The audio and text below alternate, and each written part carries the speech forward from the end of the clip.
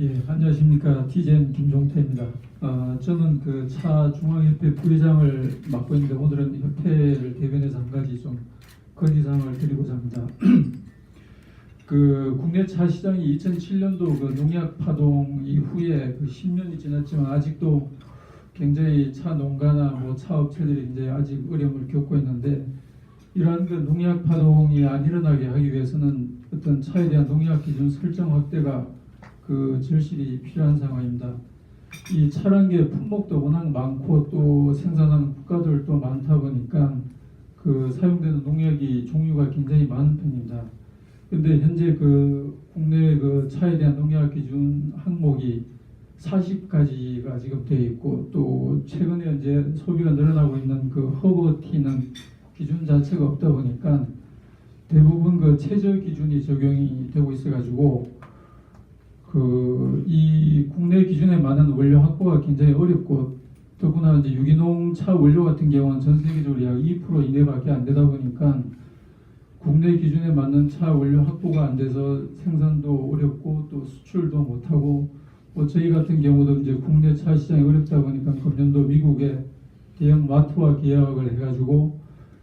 처음에는 한 달에 뭐 6, 7 컨테이너씩 굉장히 이제 수출이 활성화되다가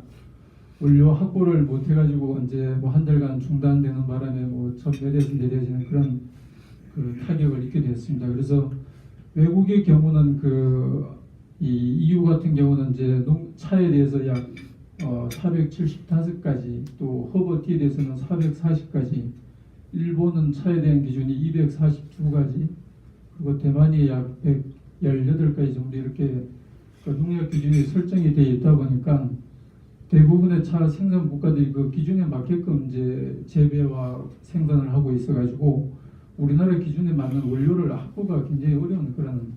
상황입니다. 그래서 더구나 내년 12월부터 그 PLS 제도가 이제 적용이 될 경우 일부 가공품은 적용이 안 되는 얘기를 들었지만, 차가 만약에 적용될 경우에는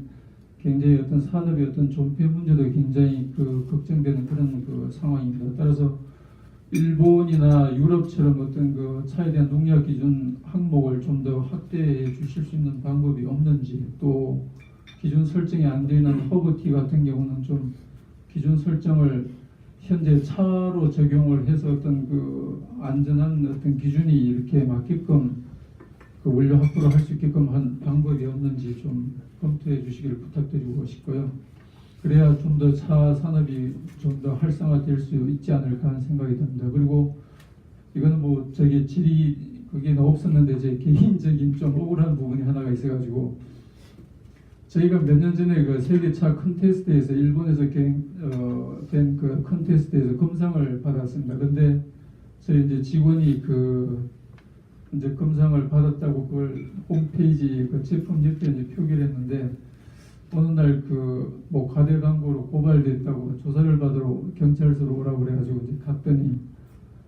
이게 시군 구 도지사가 주최하는 행사에서 상을 받았을 경우는 표시를 할 수 있는데, 이게 해외라는 게 없다고 해서 이게 과대 광고로 이제